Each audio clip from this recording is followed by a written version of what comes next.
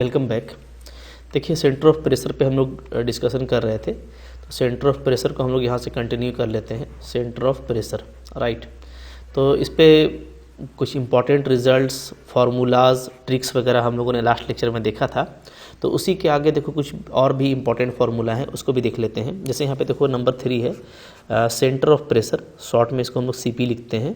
Centre of pressure of sum of two areas. Okay, अगर मान लो कि दो प्लेन एरिया है और दोनों प्लेन एरिया का आपको सेंटर ऑफ प्रेशर का डेप्थ पता है, तो उस केस में दोनों प्लेन एरिया को अगर हम लोग मिला के एक बड़ा प्लेन एरिया बना दें तो फिर उसका सेंटर ऑफ प्रेशर कहाँ पे आएगा। ठीक है, जैसे यहाँ पे आपको दिख रहा है एक प्लेन एरिया, देखो ये वाला है, ये वाला आपको दिख रहा होगा। ठीक है, और जो दूसरा प्लेन एरिया है वो आपको ये नीचे वाला ये नज़र आ रहा होगा। ठीक है, ये दूसरा वाला। ये जो दोनों जो प्लेन एरिया है, तो हम लोग देख रहे हैं कि एक का जो सेंटर ऑफ प्रेशर है वो Z1 डेप्थ पे है below the free surface, right.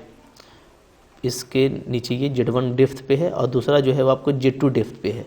तो जो नेट जो आएगा दोनों के का सम करने पर उसका सेंटर ऑफ प्रेशर का गहराई अगर Z बार है तो उसका फार्मूला क्या हो जाएगा, सिंपली दिस। ठीक है, ये इसको याद कर लेना है, काफ़ी अच्छा है, इंटरेस्टिंग है और इम्पॉर्टेंट है, एग्जाम में से क्वेश्चन आपको बनते हैं।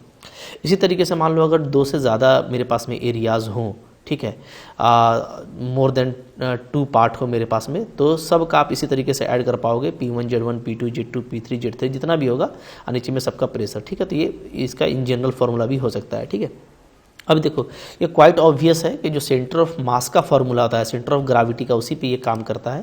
क्योंकि आप जानते हो कि अगर आपको सेंटर ऑफ मास या सेंटर ऑफ ग्रेविटी निकालने के लिए बोल दिया जाए सम ऑफ 2 बॉडीज़ का इसी तरीके से, ठीक है, तो हम लोग क्या करते हैं M1 R1 + M2 R2 by M1 + M2 लेते हैं। ठीक है, जहाँ M1 M2 क्या है, मास है, और R1 और R2 क्या है, डिस्टेंस है from the axis of rotation. ठीक है ना, तो ये हम लोग क्या करते हैं, सेंटर ऑफ ग्रेविटी निकालते हैं। तो सेंटर ऑफ ग्रेविटी का जैसा फार्मूला है उसी के जैसा क्या है, सेंटर ऑफ प्रेशर का भी फार्मूला है, आप देख सकते हो। ठीक है, अच्छा, ये तो हो गया सम का। अगर डिफरेंस का काम करना है तो यहाँ पे देखो क्या है, centre of pressure of difference of 2 areas.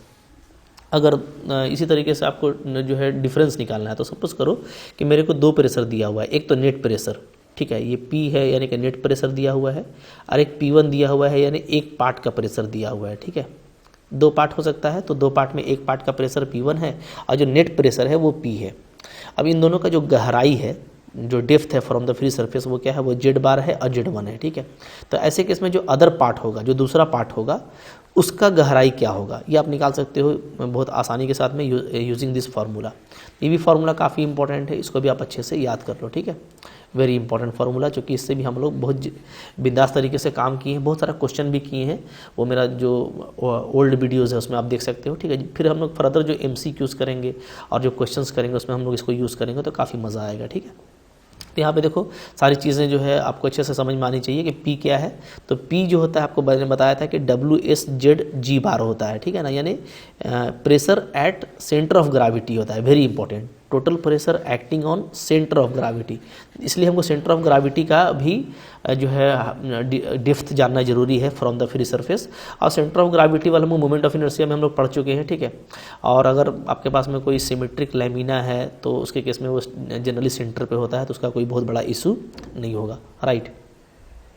इसके बाद देखो यहाँ पे जो Z बार है, ये Z बार, तो ये जो Z बार है, यहाँ पे Z बार ये आपका depth of centre of pressure है ऑफ होल बॉडी। ठीक है, तो ये ध्यान देना, ये सेंटर ऑफ ग्रेविटी का डेप्थ है और ये सेंटर ऑफ प्रेशर का डेप्थ है।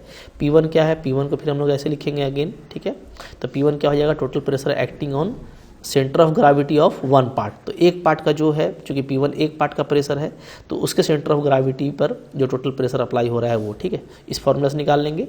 और Z1 क्या होगा, Z1 आपका depth of CP of 1 part होगा। ठीक है, तो सारी बातें आप निकाल लोगे तो आपको आसानी से फिर Z2 भी निकल जाएगा। हम लोग जब क्वेश्चन करेंगे तो इसको हम लोग देखने वाले हैं, राइट।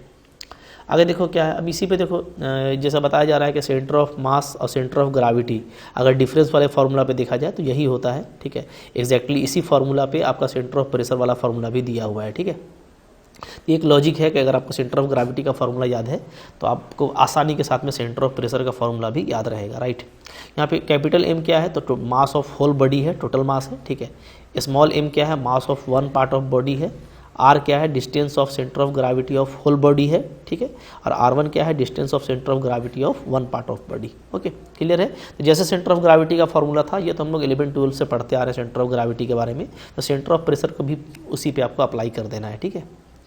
नेक्स्ट देखो क्या है, इफेक्ट ऑफ फेदर इमर्सन, काफ़ी इंपॉर्टेंट है, इससे आपको डायरेक्टली क्वेश्चन आता है, कुछ तो फार्मूलाज और कुछ रिजल्ट से ही आ जाता है और काफ़ी मज़ा आता है बनाने में। तो देखो इसमें क्या है ना कि इसमें अगर ऐसा सिचुएशन है, मान लो कि जो फ्री सरफेस है, तो फ्री सरफेस से क्या है, टोटली नीचे है आपका लेमिना, जैसे यहाँ पे आपको रेक्टेंगुलर लेमिना दिख रहा है, तो ये पूरा नीचे है, ठीक है। तीनों जो एंगुलर पॉइंट है वो क्या है, वो आपका कुछ ना कुछ गहराई पे है, जैसे मान लो ये अल्फ़ा गहराई पे है, ये बीटा पे है, ये गामा पे है।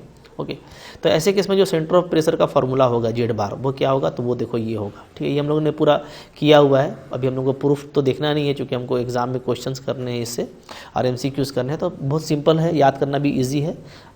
तीनों का स्क्वायर का सम निकाल लेंगे, alpha beta, beta gamma, gamma alpha, तीनों का सम करके 2 से मल्टीप्लाई कर देंगे, तो आपको सेंटर ऑफ प्रेशर का ये मिल जाएगा, ठीक है।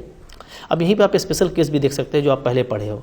मान लो कि ये जो है, जैसे ये तो आपका कंप्लीटली इमर्स्ड है, अगर ये जस्ट इमर्स्ड वाला केस हो, ठीक है, जैसे यहाँ पे देखो ये आपका जस्ट इमर्स्ड वाला केस है, जिसमें एक एंगुलर पॉइंट क्या आ गया है, फ्री सरफेस पे आ गया है, तो इस केस में क्या होगा, तो इस केस में मान लो ये अगर आपको दूसरे जो 2 ठो बच गया आपका एंगुलर पॉइंट, उसका अगर गहराई B और C है, तो ये तो चूँकि सरफेस पे आ गया तो इसका तो 0 हो गया, तो आप ऊपर वाला फार्मूला देख के बोल सकते हो कि भैया अल्फ़ा 0 हो गया, चूँकि A का गहराई 0 हो गया, ये बीटा B हो गया, गामा C हो गया, तो इसको आप अप्लाई करोगे तो सिंपली क्या फार्मूला मिलेगा, ये मिलेगा। तो this is the centre of pressure, depth of centre of pressure below free surface in case of just immersed और any one angular point lying on the free surface, ठीक है।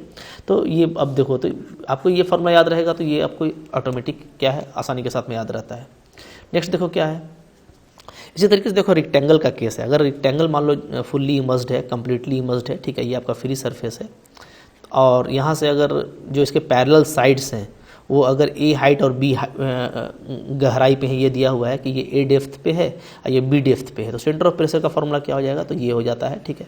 बहुत अच्छे से आपको याद रहेगा, याद रखिए इसको, बहुत ही इंपॉर्टेंट है, एग्जाम में हम लोग डायरेक्टली इसको यूज़ करने वाले हैं, ठीक है। इससे क्वेश्चंस आते हैं तो आपको डायरेक्टली बनाने में मज़ा भी आएगा।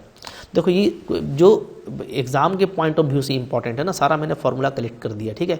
वो पहले वाले वीडियो में भी 25 मिनट का लेक्चर था, बहुत फार्मूला मैंने आपको दिखा दिया, तो टोटल जो क्वेश्चंस आने हैं वो इसी से आने हैं, 4 से 5 क्वेश्चन आएंगे तो बड़ा गोल आपका हो जाएगा, तो इस पर आपको फोकस करना है। तो इसके बाद जो मेरा लेक्चर आएगा MCQs वाला, प्रॉब्लम वाला, वो भी आप ज़रूर देखिएगा। तो आई होप आपको ये पूरा अच्छा लगा होगा, ठीक है। शॉर्ट इंट्रो था, तो इसको लाइक कीजिए, चैनल पर नए हैं सब्सक्राइब कीजिए, और अगर आप पूरा कोर्स करना चाहते हो तो आपको मेरा एप्लीकेशन डाउनलोड करना चाहिए। एप्लीकेशन का लिंक आपको डिस्क्रिप्शन बॉक्स में मिल जाएगा, प्ले स्टोर से डाउनलोड कर सकते हो। वहाँ पे आपको इसका पूरा PDF, lot of MCQs content के साथ में पूरा मटेरियल मिलता है, डाउट्स मैं आपके लेते रहता हूँ, बहुत अच्छे से आप पढ़ पाओगे, राइट। चलो आज क्लोज करते हैं, थैंक यू वेरी मच।